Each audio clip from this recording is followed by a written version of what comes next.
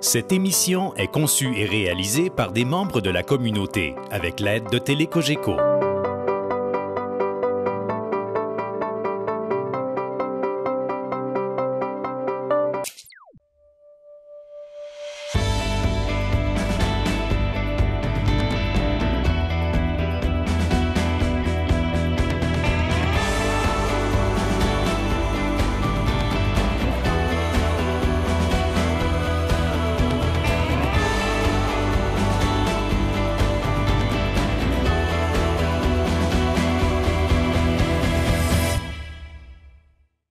Bonjour, bienvenue à l'émission Regard sur les proches aidants. Aujourd'hui, nous allons aborder la question de la conciliation travail-famille. Nous allons voir que le contexte de conciliation n'est pas facile et demande des ajustements. On prévoit que le nombre d'aidants sur le marché du travail connaîtra une forte croissance, ce qui pourrait laisser place à divers modèles de travail. Avec nous pour en discuter, Mme Sylvie Riopel du regroupement des aidantes et aidants naturels de Montréal, ainsi que le témoignage de Joanne Glaude, une proche aidante. Mais tout d'abord, on s'entretient avec Mme Sonia Lessard du roman Appui Montérégie. Bonne émission!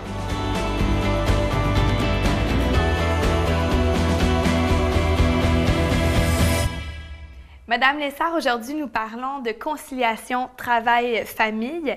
Il y a plusieurs proches aidants qui cumulent les tâches au travail tout en soutenant un proche. Pouvez-vous nous faire état de la situation? Bien, en fait, actuellement, on estime, encore une fois, au fait que ce serait la moitié des proches aidants d'aînés qui sont au travail.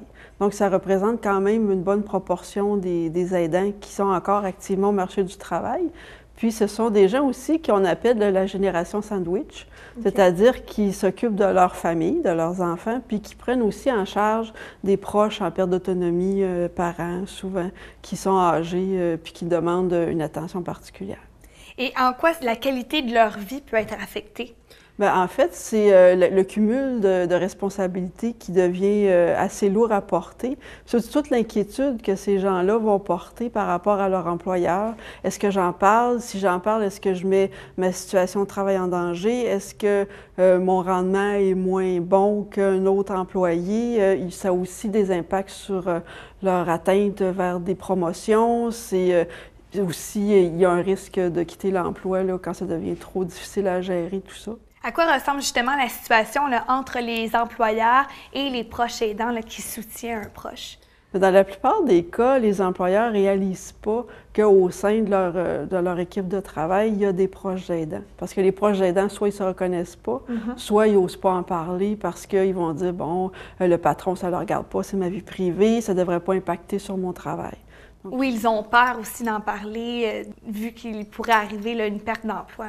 Oui, bien, c'est parce qu'ils se disent, si je m'absente, puis ils réalisent parce que je m'absente pour prendre soin d'un proche, c'est peut-être pas acceptable pour un employeur. Donc, il y a toujours la crainte de perdre ton emploi. Et est-ce que vous conseillez justement aux gens qui vivent cette situation-là d'en parler à leur employeur? Bien, je me dis, ils pourraient être surpris parce que souvent, les employeurs, de prime abord, il y a sûrement des aménagements possibles pour que tout le monde soit gagnant. Des aménagements dans le temps de travail qui n'ont pas d'impact économique, qui sont à coût zéro pour l'employeur, puis à coût zéro pour l'employé aussi. Ça s'est vu dans certaines organisations où les employés, les autres collègues de travail, ont par exemple offert de faire des heures, puis de les donner aux proches aidants pour que pendant cette période-là, puisse accompagner son proche à un rendez-vous médical ou prendre en charge tout le fardeau qui lui incombe. Mais c'est aussi des choses qui peuvent se faire, mais si on n'en parle pas, bien, on ne saura jamais. Qu'est-ce que les employeurs peuvent faire justement pour aider, soutenir leurs employés qui vivent une situation comme celle-là? Bien, les employeurs auraient avantage à dire ouvertement que, bon, chez nous, dans la philosophie de l'organisation, on reconnaît le travail du proche aidant, on reconnaît que ce sont des gens qui sont importants pour la collectivité, qui font preuve de grand don de soi. Donc, c'est de nommer ces choses-là, puis de dire, bien, nous, si vous êtes un proche aidant, peut-être de s'associer avec les organisations du milieu qui font du soutien. Il y a plein de choses qui peuvent être faites, mais il faut qu'il y ait une préoccupation pour ces employés qui sont des proches aidants, parce que sinon, il y a un risque que le proche aidant quitte son emploi, quand ça devient trop lourd, de jongler tout ça, jongler le travail, la famille, le proche qui demande du temps, on se dit, pendant que je suis au travail, est-ce qu'il est en train de mettre le feu? Dans les cas, une personne atteinte d'Alzheimer, par exemple, ça pourrait arriver. Donc, il y a tout ça qui vient entrer en ligne de compte. Donc, c'est de faciliter la vie des proches aidants au travail.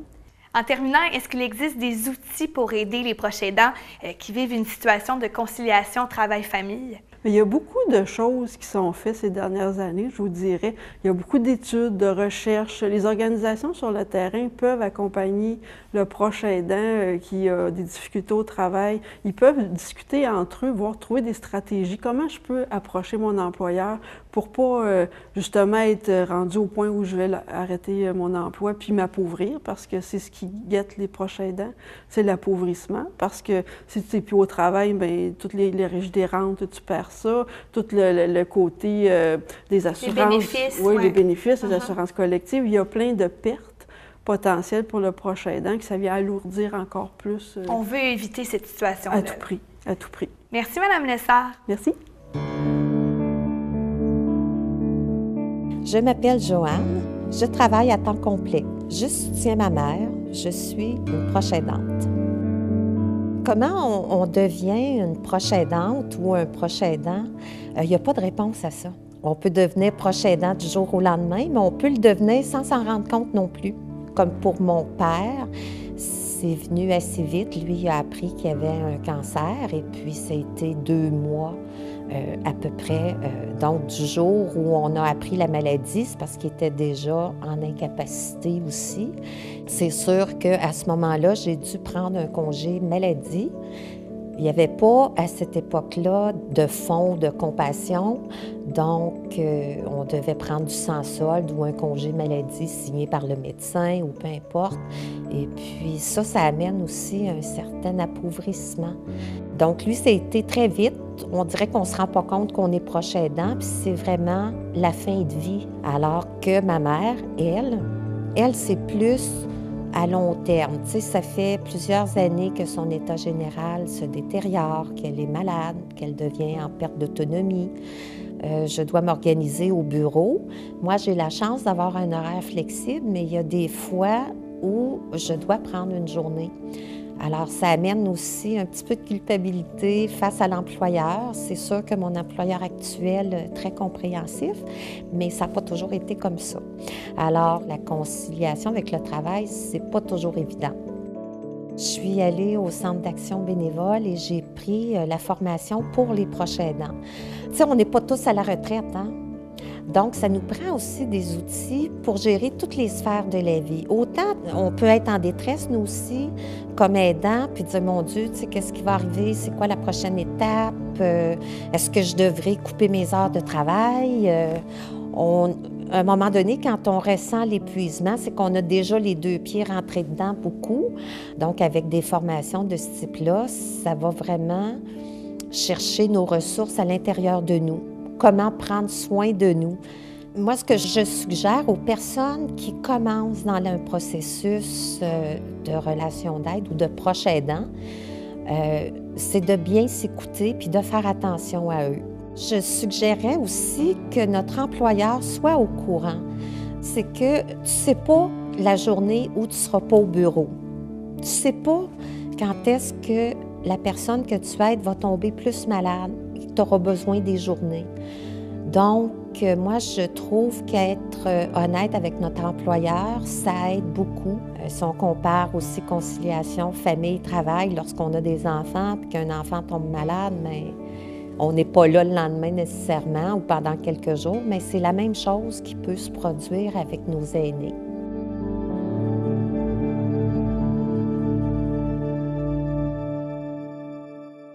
Madame Riopel, qu'observez-vous chez les proches aidants d'aînés qui sont à l'emploi? Premièrement, ces proches aidants ne se reconnaissent pas, ne s'identifient pas comme étant des proches aidants.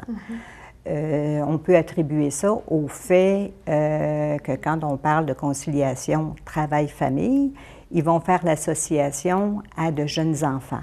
Donc, si eux prennent soin de quelqu'un plutôt rendu à un certain âge... Plus âgé. Oui. Ils ne s'identifieront pas comme étant proche aidant parce que ça ne correspond pas à cette image-là. Donc, il y a un travail à faire de sensibilisation au fait que la conciliation travail-famille concerne aussi les proches aidants. Et que peut faire un proche aidant là, qui est sur le marché du travail? Qu'est-ce que vous suggérez? Nous, qu'est-ce qu'on suggère? C'est premièrement qu'il se reconnaisse, ça va de soi. Et par la suite, qu'il sensibilise son entourage au travail, son entourage près, au fait qu'il remplit un rôle de proche aidant, de parler de ses responsabilités, des tâches qu'il a à accomplir. Par la suite, c'est vraiment important qu'il connaisse son contrat de travail, qu'il connaisse s'il est syndiqué. Les clauses importantes là, qui pourraient venir l'aider dans son travail. Exactement. Et des fois, ça pourrait aller jusqu'à connaître quelques lois des normes du travail, parce qu'il y a des mesures qu'il pourrait utiliser. Il y a des congés aussi spéciaux qu'ils peuvent utiliser. Oui, exactement. Ce sont des congés non rémunérés, mais il n'en demeure pas moins qui maintiennent leur lien à l'emploi. Donc, c'est important de pouvoir les utiliser. Et par la suite, c'est d'aller rencontrer soit son représentant syndical ou soit son employeur. Et c'est important de parler du fait qu'il est proche aidant, qu'il y a des tâches à remplir, qu'il y a des responsabilités et que dans son milieu de travail, que ça doit être considéré. Et ça, on va au fait dans un meilleur des mondes, c'est que le proche aidant devrait être au courant, devrait être informé de ce qui pourrait l'attendre, okay, au niveau de la progression de la maladie ou de la perte d'autonomie. Alors, à ce moment-là, idéalement, ce serait d'arriver avec des suggestions, comme des mesures d'horaire flexible. Ça pourrait être du télétravail, ça pourrait être différents congés ou réduire ses heures du travail tout en restant dans son poste à temps plein. Donc, arriver à trouver une solution avec son employeur afin de rester en place au travail. Oui, parce que les proches aidants veulent rester en emploi, veulent garder leur emploi, se tiennent pas. Je pense que on va comprendre que c'est tout à fait normal qu'aucune personne, aucun travailleur ne veut s'appauvrir à long terme. Évidemment. Et au niveau des employeurs, comment ils peuvent soutenir leurs employés qui sont des proches aidants? Les employeurs vont, j'ai l'impression, vont de plus en plus comprendre que répondre aux besoins des proches aidants par des mesures, c'est gagnant pour eux. Okay? C'est gagnant parce que ça leur donne un rayonnement en tant qu'employeur. Donc, si on regarde au niveau du recrutement, ça peut leur être favorable. Ouais. Si on regarde au niveau de la rétention, ça peut être leur être favorable aussi, compte tenu que les plus jeunes peuvent devenir être au courant au fait que l'employeur permet des solutions pour les proches aidants. Exactement. Donc, ça peut permettre à ces jeunes-là d'être fidèles, okay? D'être loyal à cet employeur-là. Et c'est sûr qu'un proche aidant qui a été compris par l'obtention de mesures favorables à sa réalité, c'est une règle générale, ça crée une belle loyauté. Oui, il va être moins stressé, évidemment, aussi dans la situation. Exactement. Et en terminant, qu'est-ce qui favorise la conciliation travail-famille chez les proches aidants? Alors, je pense qu'il est impossible de parler de conciliation travail-famille sans parler que le ministère de la Santé et des Services sociaux offre des services de santé, des services sociaux en nombre suffisant, de qualité, accessible et gratuit. Sinon, ça va être difficilement possible. Merci, Mme Riopel. On se reparle pour notre émission concernant le statut légal. Avec plaisir. Merci. C'est ce qui conclut cette émission sur la conciliation travail-famille. Merci d'avoir été avec nous. N'oubliez pas qu'il est important de ne pas attendre avant de planifier un horaire de travail adapté à votre situation et de le proposer d'abord à votre employeur. Lors de la prochaine émission, nous allons parler des proches aidants au masculin. Les organismes du roman Appui Montérégie ont le souci d'écouter et d'offrir une réponse à vos besoins. Appelez au service Info Aidant. À bientôt!